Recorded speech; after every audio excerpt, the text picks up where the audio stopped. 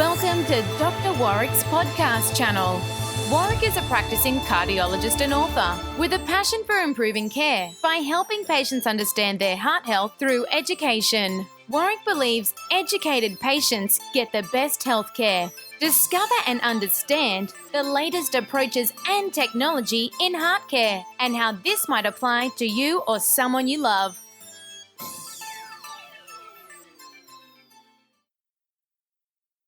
Hi, my name's Dr. Warrick Bishop and I'd like to welcome you to my consulting room. Today I've got a return visitor. Today I have the opportunity to talk with and interview Dr. Gautam Ramnath, who's a senior gastroenterologist based in Brisbane.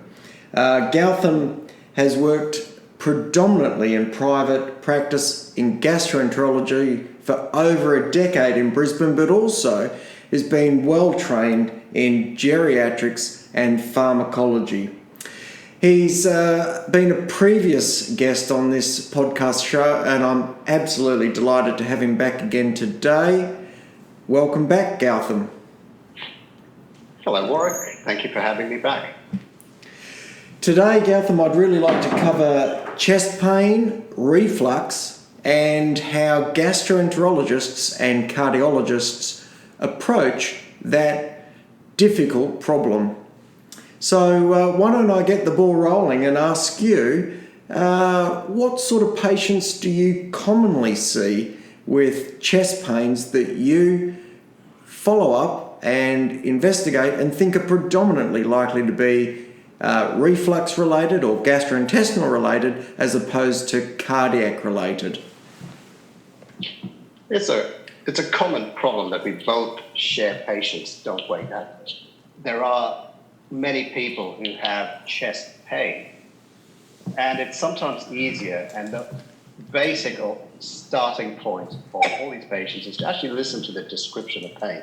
So if someone's describing acid burning sensation coming from the stomach, heading up into the chest, or if they can actually taste their food when that happens, that's a very good marker that it's what we call esophageal reflux disease, that gets contents from the stomach, which are very acidic or bile containing, come up into the very sensitive gullet and are irritating it, sometimes damaging it. The flip side to that, as I'm sure you agree, is if it's not such a clear-cut story, and sometimes even if it is a clear-cut story, if there's a high risk of heart disease, we always, as doctors, treat all chest pain as cardiac in origin, even if I give the patient a diagnosis of a gastrointestinal problem. And that's because of the potential consequences. So I think that's the two competing elements I deal with when I see patients with chest pain. One is actually making sure I've got the right description.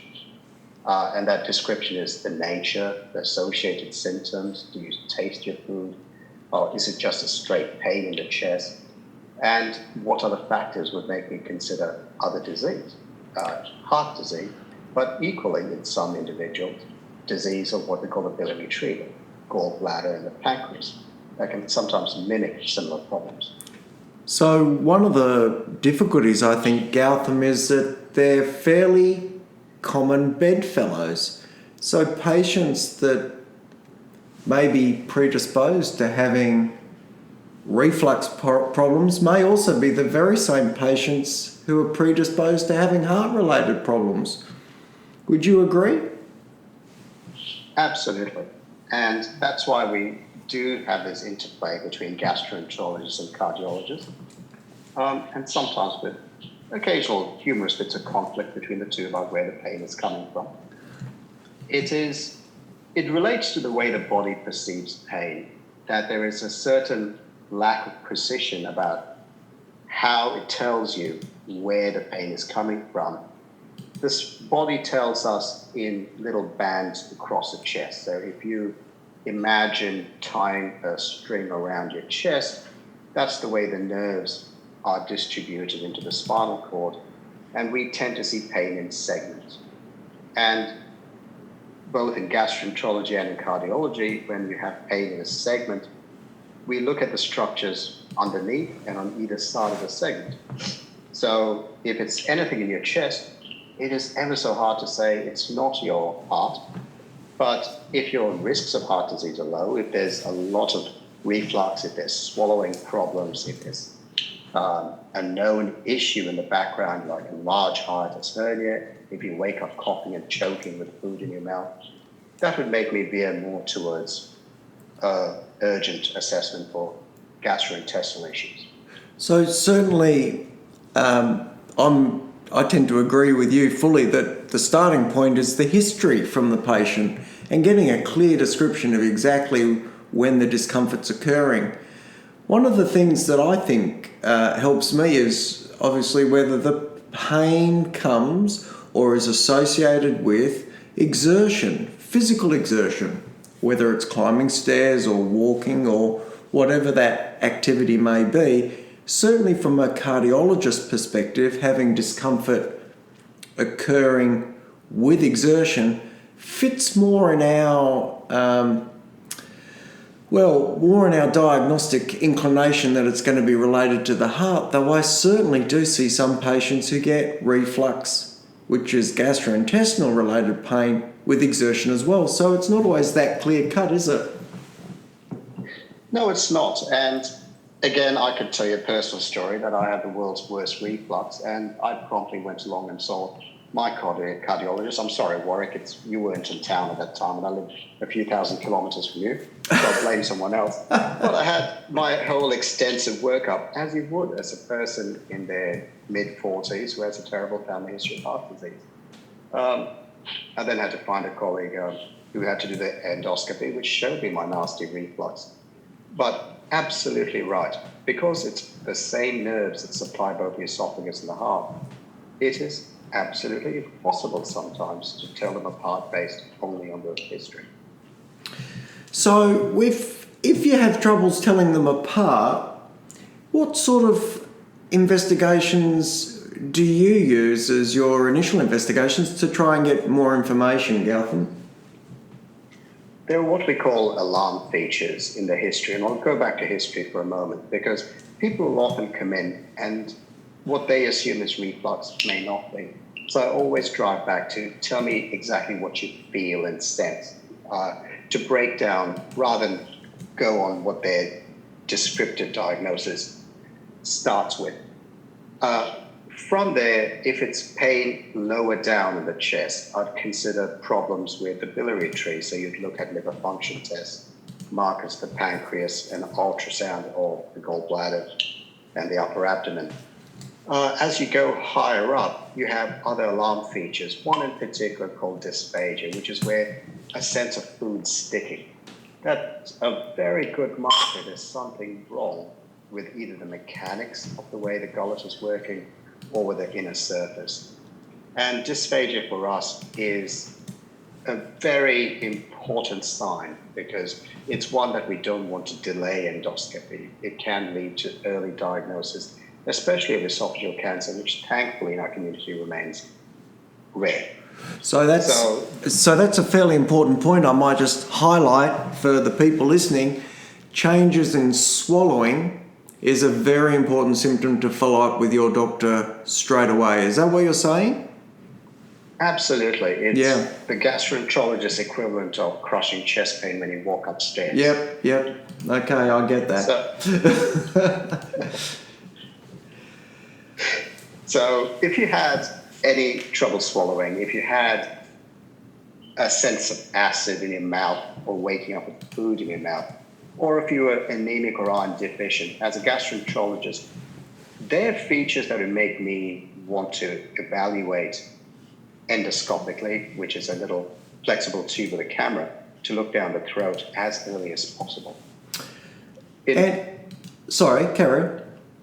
I was just going to say, the reason being, in most cases, happily, it's something simple enough that I can treat. And but we certainly don't want to lose any time in more sinister diagnoses.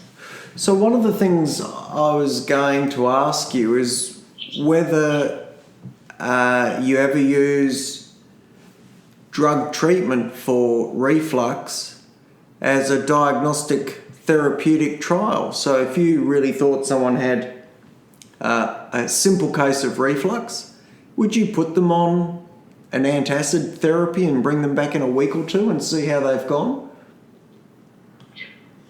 Yeah, I do, in fact. And again, it comes back to the individual you're dealing with. So a 20-year-old who's just come back from schoolies, who's got nasty reflux, and they feel acid coming up into their chest, sometimes taking a topical antacid, even Gaviscon, Mylanta, if it soothes the symptoms very quickly, that's a good sign that it's something local associated with the top of the gastrointestinal tract.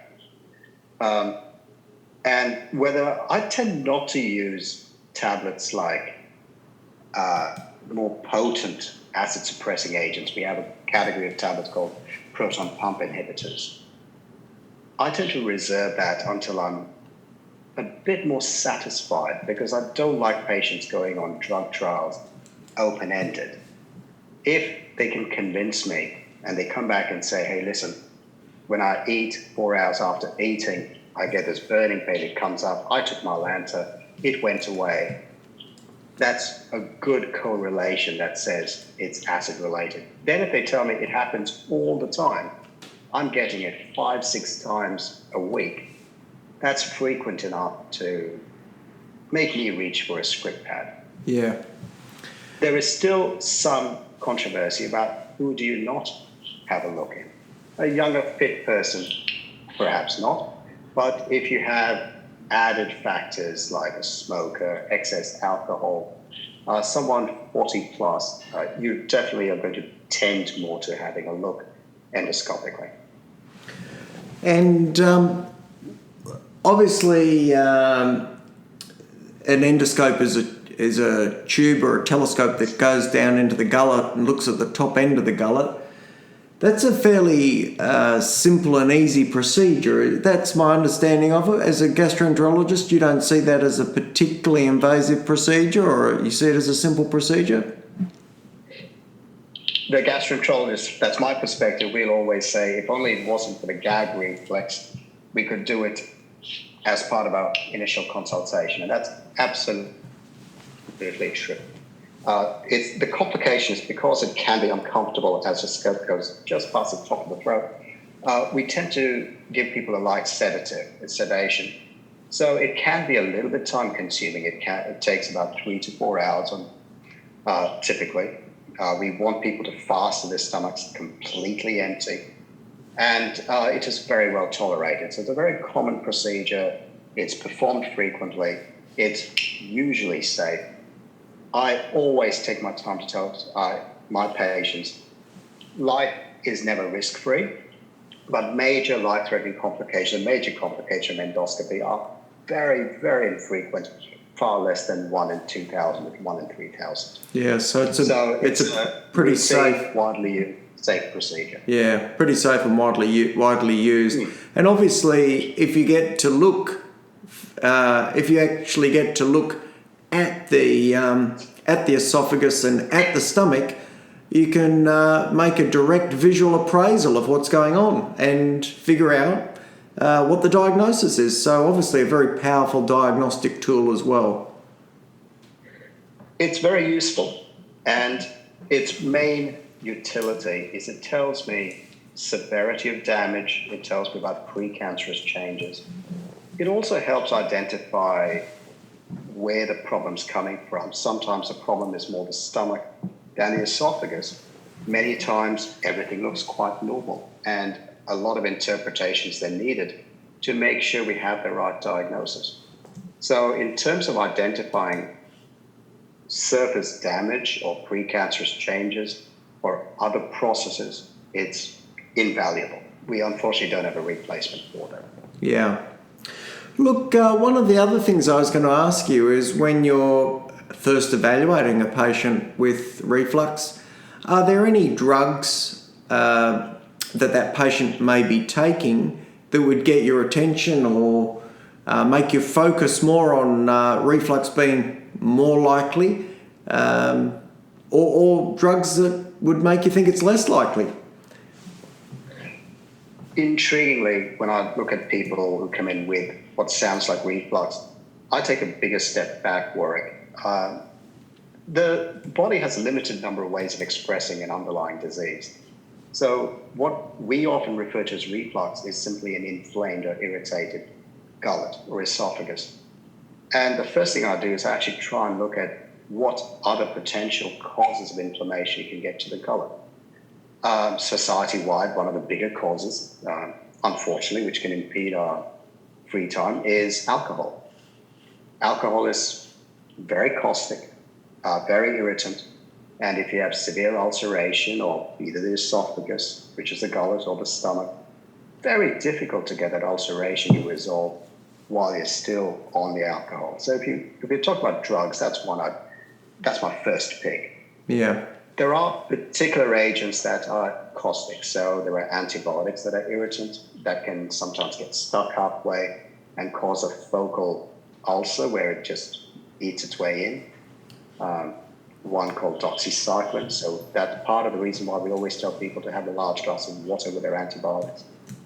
Intriguingly, asthma patients, the inhalers sometimes cause candida or thrush, a fungal infection. Very common and presents exactly like reflux. And a lot of my patients will tell me, I've tried everything, it's not going away.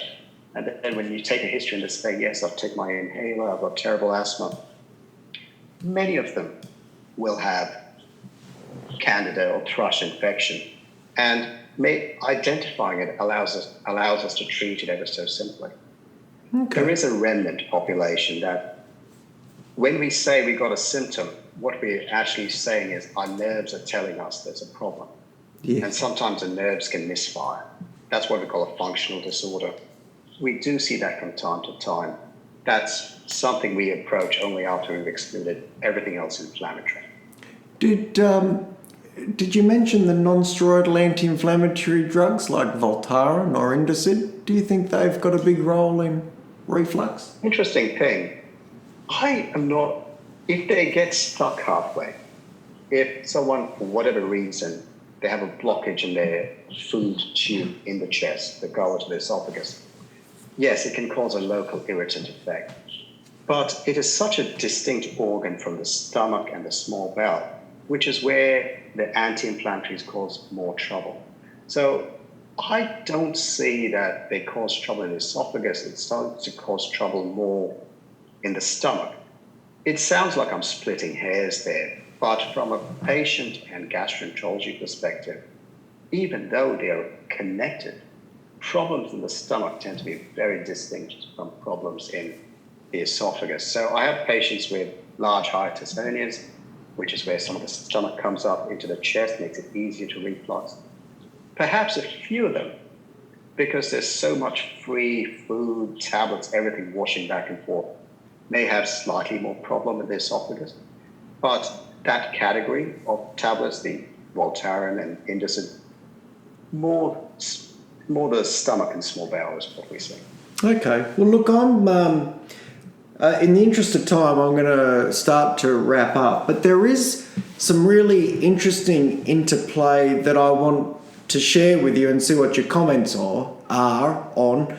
And that's that you know very clearly that the esophagus runs right down to the back of the heart and really approximates to the left atrium, so that these things literally touch each other. And obviously as cardiologists we take advantage of that because we put a tube down the esophagus with an ultrasound probe so we can look into the heart very closely.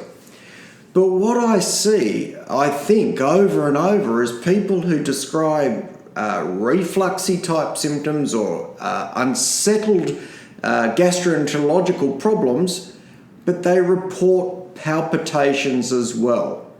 Do you want to talk to that? Because I find it absolutely fascinating, and it's. I've got a funny feeling there's something really going on there, and we just don't understand it well.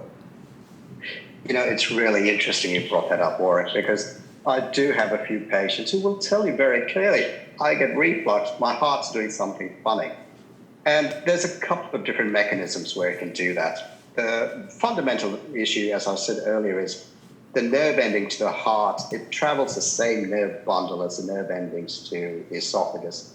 So it's quite likely that they're sensing their heart, but the body's misreporting it as right next door. I think we may have both at one point been at Flinders Medical Center, and we had a esteemed professor of cardiology whose reflux disappeared after he had his bypass surgery. We have quite a few of those patients as well. So with medicine, with individuals, there is a certain unfortunate imprecision to how nerve endings work. And absolutely, yes, I think there is something there. Whether I can accurately tell you just on the history alone, I'm sorry, I can't. I've never been able to do that. But I have had many interesting conversations with cardiac and gastro colleagues to say maybe we should look sideways. We know that if it's abnormal rhythm and the heart's not pumping effectively, some of the chambers get a bit bigger under stress, and that pushes into the esophagus. That's another potential way it could do that as well. But yeah, I agree with you. There certainly is an interplay, and I do see that. Yeah. Well, look, I mean, from my own anecdotal perspective, I've had a few patients with irregular heartbeats, what we would call ectopic beats, so extra beats, particularly atrial or ventricular, doesn't matter. But they've also described a history of worsening reflux at the same time, and to my surprise, when I've given them a little bit of proton pump inhibitor to carry them over till they see their gastroenterologist, they come back and say, I didn't go and see them because my tummy settled down and the palpitations went away. so it's fascinating, absolutely fascinating. Just to let me spin it around to you another way, because there's an interesting body of data coming out now that patients with very large hiatus hernias, where part of the stomach pops up into the chest, there's not a lot of space there. There just isn't. So the stomach can sometimes push on the heart a little bit. There's a body of data that says that is associated with cardiac issues as well. So don't you go stealing all my thunder. I'd like to say something with gastroenterology is relating to the heart. Well, before we get too much reflux or cause heartburn, we might wrap that up there. Gautam, it's been an absolute delight talking to you. I know that both of us are constantly confronted by the interesting intricacies of clinical medicine and the challenges that it brings. Reflux is no different. Constant. It's a common entity, but so commonly does it present uncommonly. So it's been an absolute delight talking with you. Thank you so much for sharing today on the podcast. Take care. So thank you. Say goodbye to everyone. Indeed. Thank you for having me back on your podcast. And as someone who keeps your support mechanisms for the gut, otherwise commonly known as the heart, in good health for my patients, I appreciate that. But lovely seeing you again, Warrick. Thanks, Gautam, and to the podcast listeners, thank you for joining us, and till next time, I wish you the very best. Goodbye. You have been listening to another podcast from Dr. Warrick. Visit his website at drwarrickbishop.com for the latest news on heart disease. If you love this podcast, feel free to leave us a review.